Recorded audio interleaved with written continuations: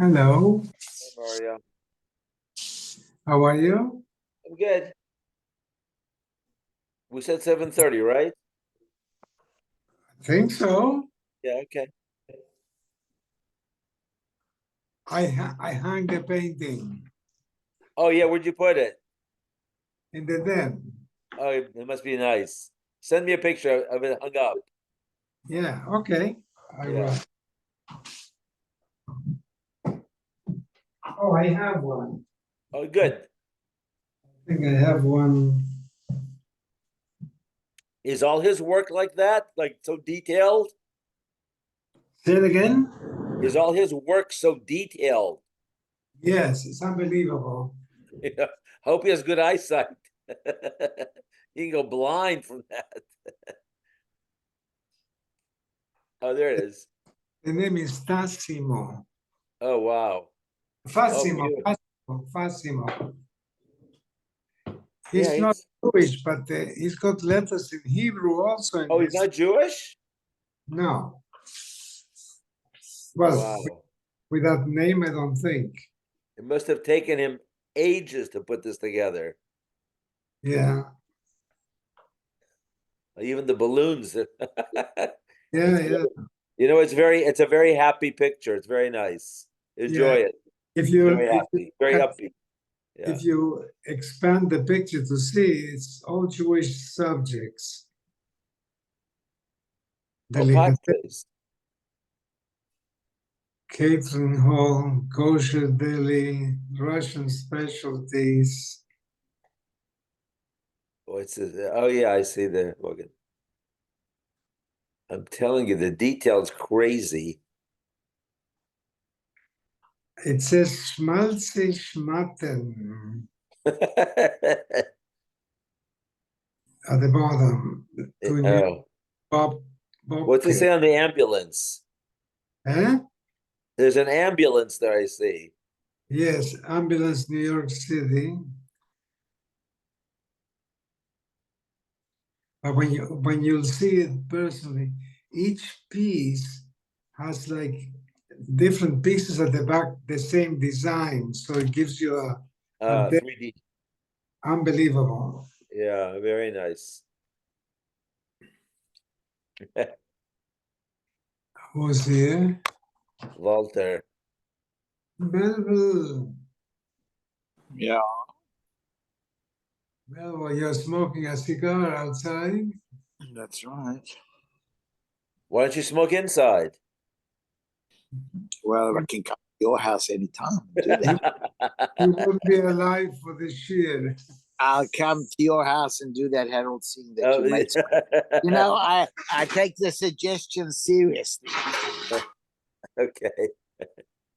Okay. Some good games on, Harold.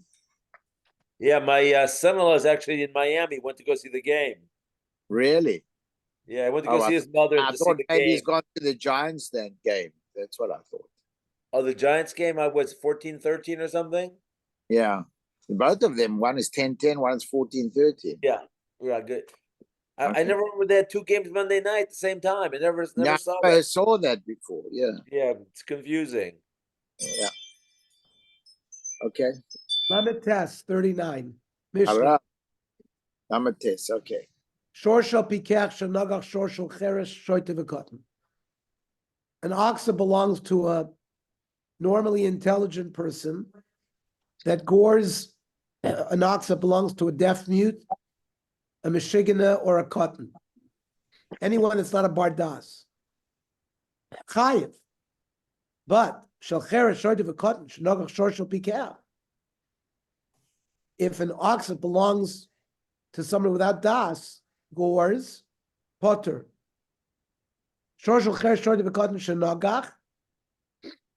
If an ox of somebody without das gores, based in mamidin lahen apotropis, based in appoints an executor, umeidin lahen b'fnei apotropis. Remember, the din of giving testimony about a shore that gores has to be b'fnei bailim. So these are not bailim. They don't have. They're not pikeach. So you have to appoint an apotropis, so Adim can give testimony, so the animal can become a mu'ed. Then, if nispakecha cheresh nishtape ashoit vigila cotton, if the deaf mute gets healed, or the cotton becomes a bar mitzvah, just because the shore had become a muad by the apotropos, now, when he becomes the owner, chazar l'tamuso, the shore comes back to being a shore tam de Reb Meir. Rabbi Yossi oimer rehu b'chazkaso. Rabbi Yossi argues he remains a shore muad. Shor ha'itstadin, an ox or bull that has been trained to gore, like by bullfights. Eino chayiv misa. If it kills, we don't put it to death. Shenemar ki yigach. It happened to gore. V'lo sheyagichuhu. Not that it be trained to gore. So the Gemara says hagufa kasha.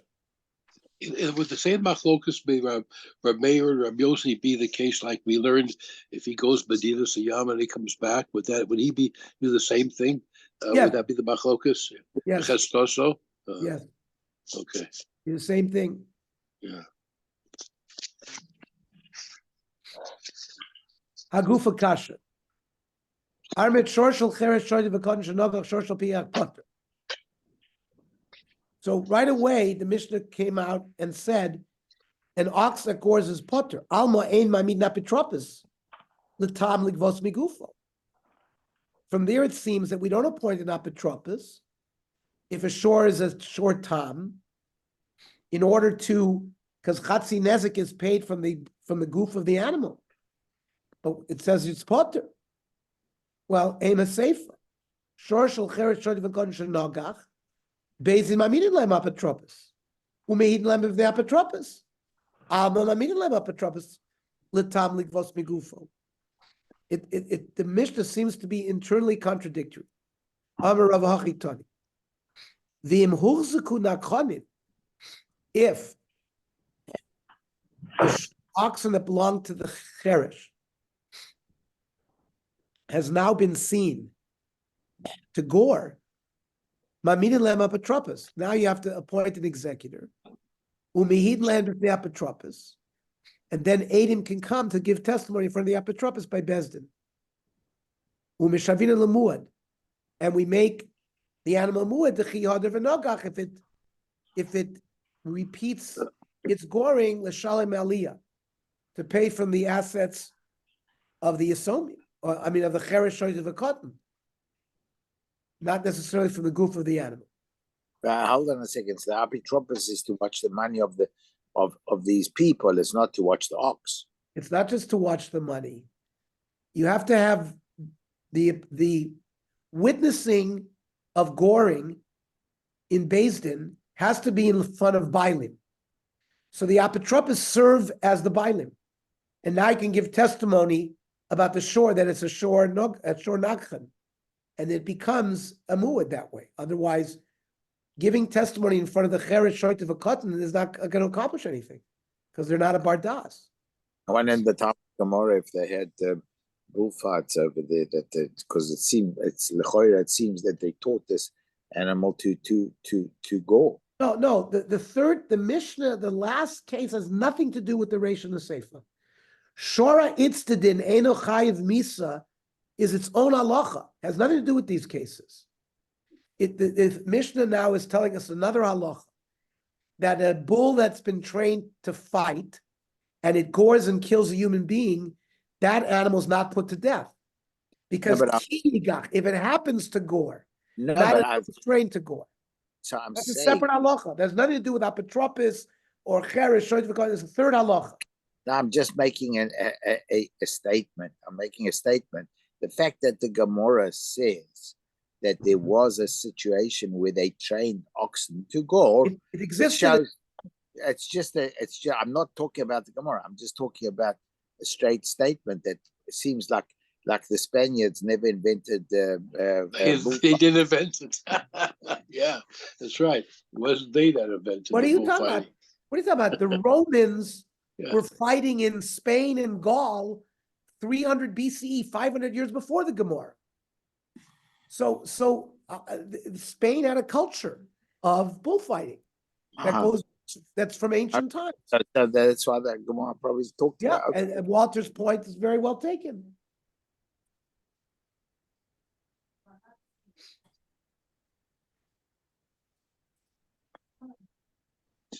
This started like gladiatorial fights.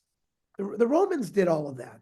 You know, they would sick the lions on the Christian, you know, people would fight animals. It's a Roman invention.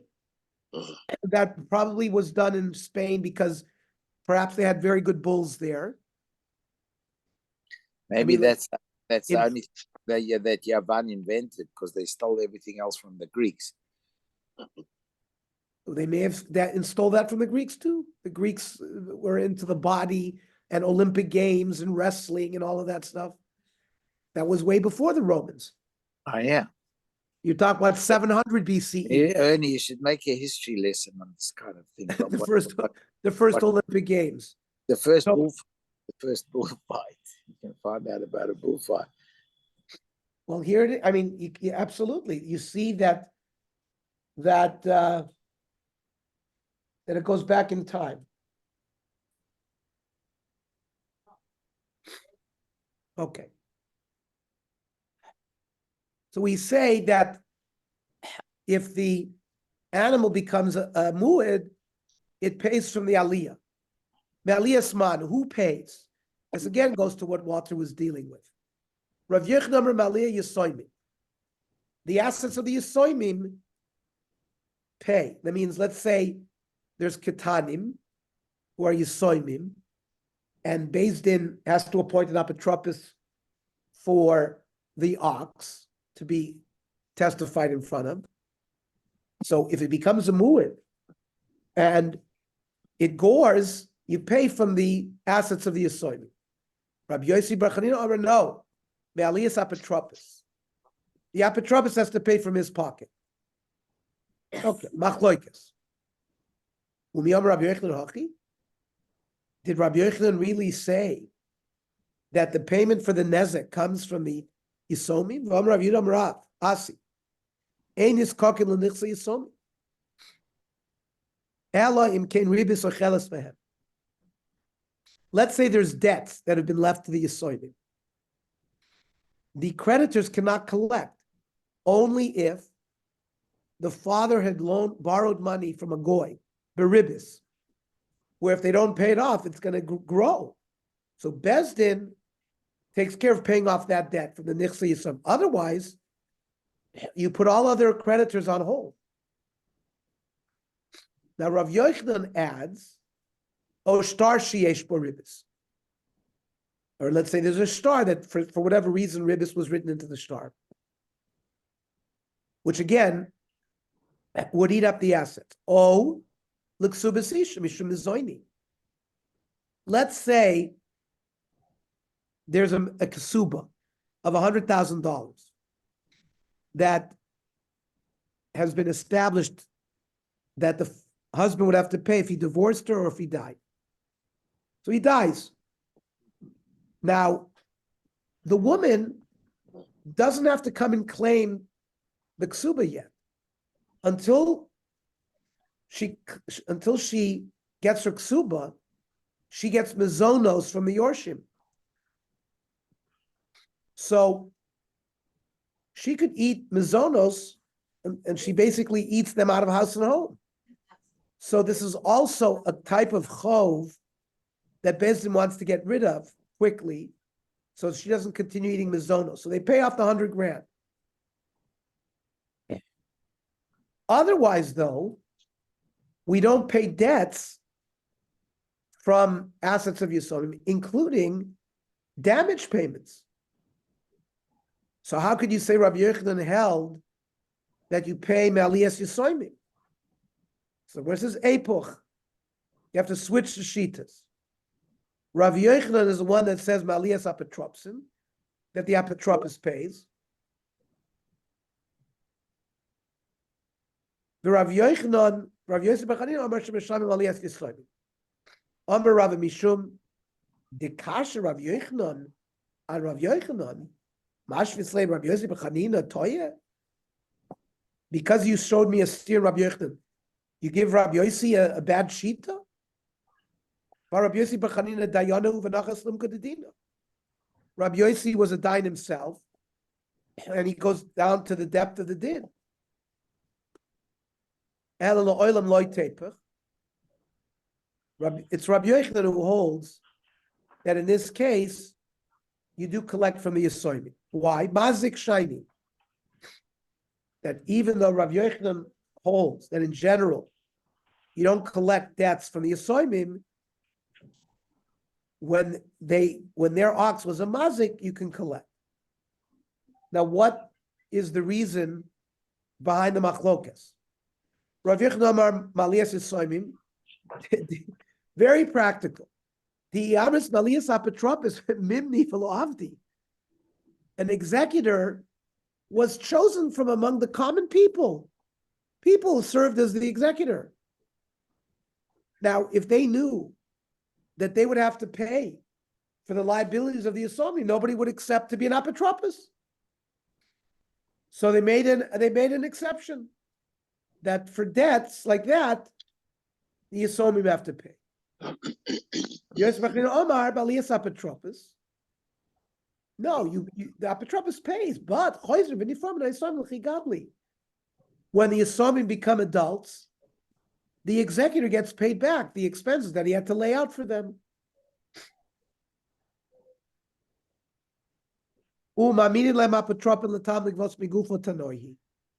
This issue about whether you immediately appoint an executor for a short time, it's a machlokes tanoi. Very strange that they would pick from normal people, because normal people would not be able to afford. Even if they would have to wait. They would have to wait a long time. I know they're going to get paid by the Yisomim when they grow up, but basically it's a drain on the apotropos. Yeah, I meant it was probably somebody who was a man of means, just like today. Who is appointed an executor of somebody's estate? It could be an accountant, could be an attorney, could be the apotropos that we talk about in the Gemara had to be somebody who was a man of means, because he was. Because he knew that he would be responsible if anything happened to the estate. He would have to be responsible, even though he would get paid back. Right, but he would have to be responsible. He'd have to lay out the money. Right, so it had to be. It's not a common person. I meant it wasn't an officer of Beis Din. No, it was someone that they had to recruit. But it had to be somebody who recruited, was willing to lay out that money. Correct. And Rabbi Yochanan's svara is, if they would make the apotropos have to pay for hezek, no one would accept the job. No, I got it. I understand. Yep. It wasn't a common person. It was a person you probably have means. Absolutely. Unless the executor got paid from a fund, maybe while he was being the executor and minding all the other affairs, he might be compensated while he's been doing it. The question is whether they can take that from the Yisomim, from the estate of the Yisomim while he's doing it. If he minds all of his affairs, then maybe he gets paid and they will take a job, and therefore I think we will learn in the future. Learn in the future that they had to more about apotropos and whether they collect a fee and all of that stuff. It's not here, but we will deal with that in the future. It's not so poshut that they could take a fee. It was done like a chesed.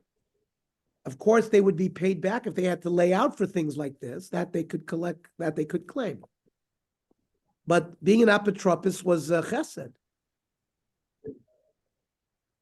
Now, maybe there were fees as well. We'll see. Here in America, there are fees. The executors, sure. The executors, trustees are paid. Yeah, absolutely. So this issue of whether you appoint an apotropos is a machlokes tanoi. The Tanya Shorshin is Sharshu Baila, an ox that the Bailim became deaf mute. Or Shnistatu Bailav, they became a Shiganim. Or Shalchu Bailav Dida Sayam, like what Elazar asked. There's a shore, the owner went to China for 6 months. Yehuda ben Nekusa Omar, Sumchas, Harei Hu B'Tamuso, Ad She'edabov Bailim. You don't appoint an executor. Even if it gores, it remains a short time until the Bailim come back or get healed, and testimony can be given in front of the real Bailim. You appoint an executor, and the testimony is given before the apotropos. The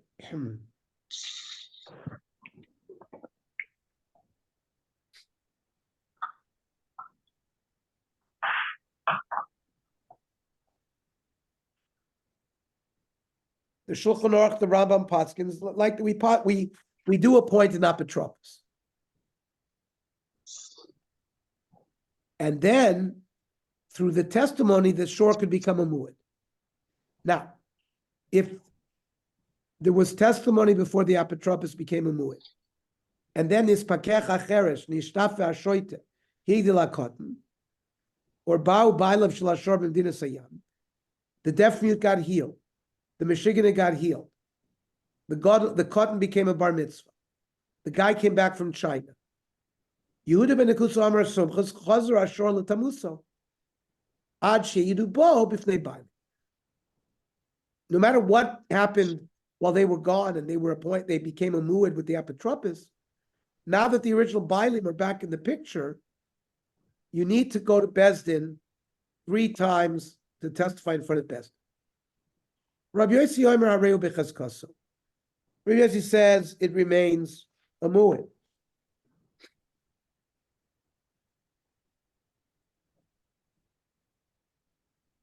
We paskin like Rabbi Yossi against Rav Meir, and in a chanami, the animal remains a muad.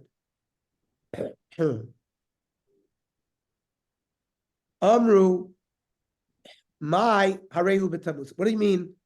The animal remains as a tam. The kamer sukkos. Ilem and lo miyaid.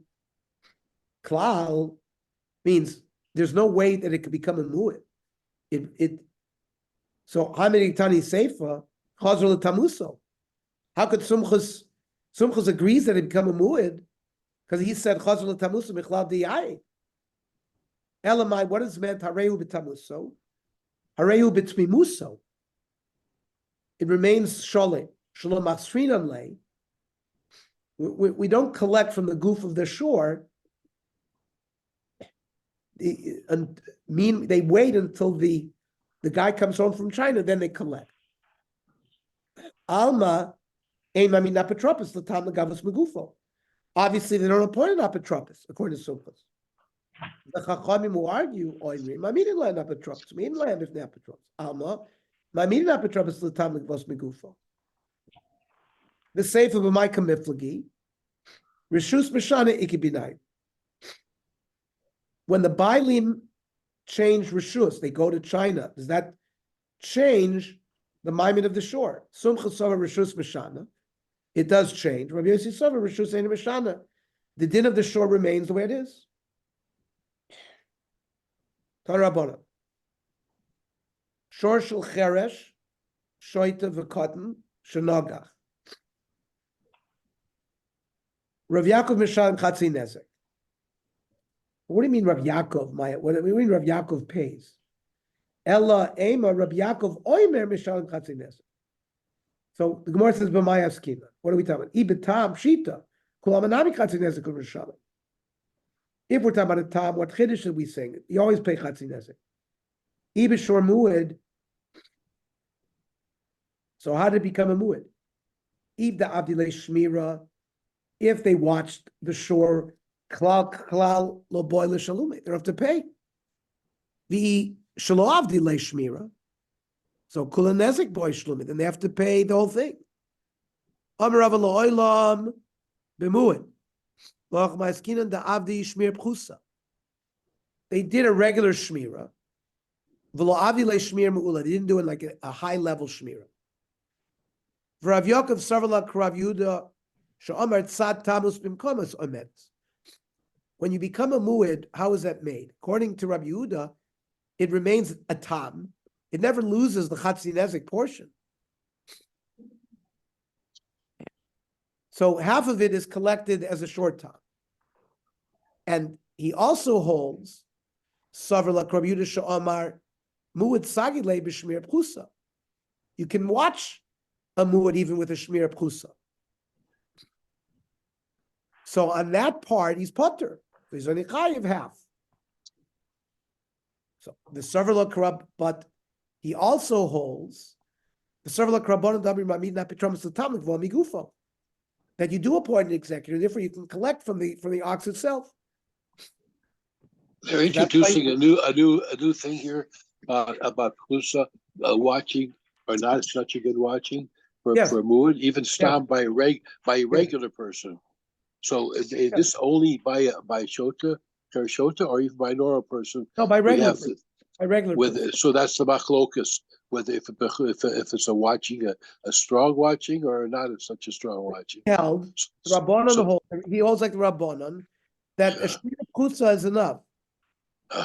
That's why it never doesn't become a mu'id. But you appoint an apotropos, like the Chachamim say.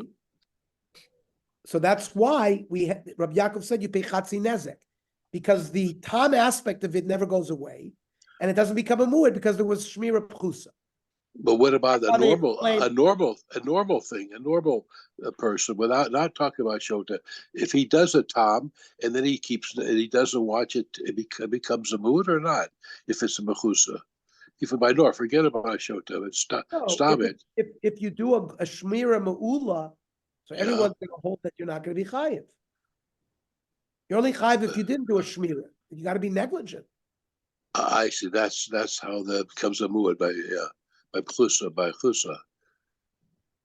No, if you did the proper shmira, then it never becomes a mu'id. It becomes a. Then you pay nezek shalem. No, if you don't watch it good. If you don't watch it, like Rashi says, no the fanek karoi. Karoi. Baruch mitsuya. If a door could remain closed in a regular wind, that's roy.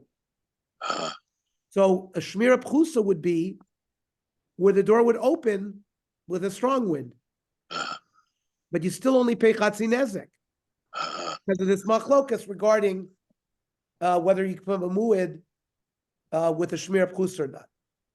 Amalei Abaya, v'lo pligi. Rav Yehuda and Rav Yaakov not argue. I'll show you they do argue. Vatanya. Shor shel cheres shoyte v'kodin shenoga.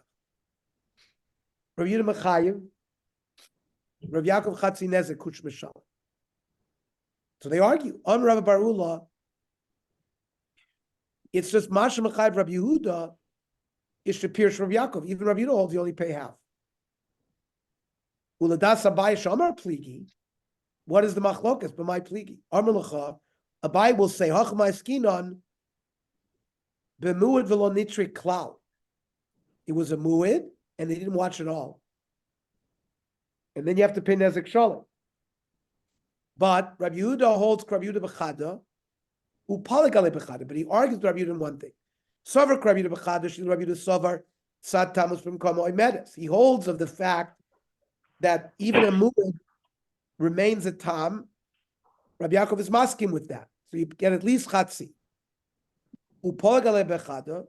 Rabbi Yehuda sover mamidel napatrabas l'tam l'gavos migufo. Rabbi Yehuda holds you do appoint an apatrabas. Rabbi Yaakov sover ein mamidin. So you only pay lo mishlai be l'palga demuad. Mitzad tamus, you don't pay because the bailam are not there.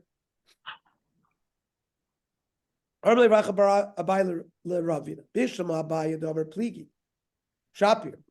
Ela Rava Damer Shalo Pligi. Adamuki Lava Mued. Look with a short time. Why are you saying the case of Baimud? You can set up a short time, and the Gemara will explain. Either Rabbi Yehuda will see how the Shmir is done. The Gemara will continue the sugya. Tomorrow,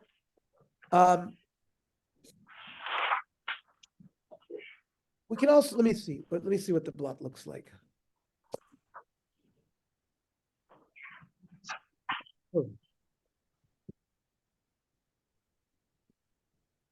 Yeah, we could learn at 7:30. 7:30, and the Tsurba will be at 8 o'clock. Shkoyach. Shani, Yes.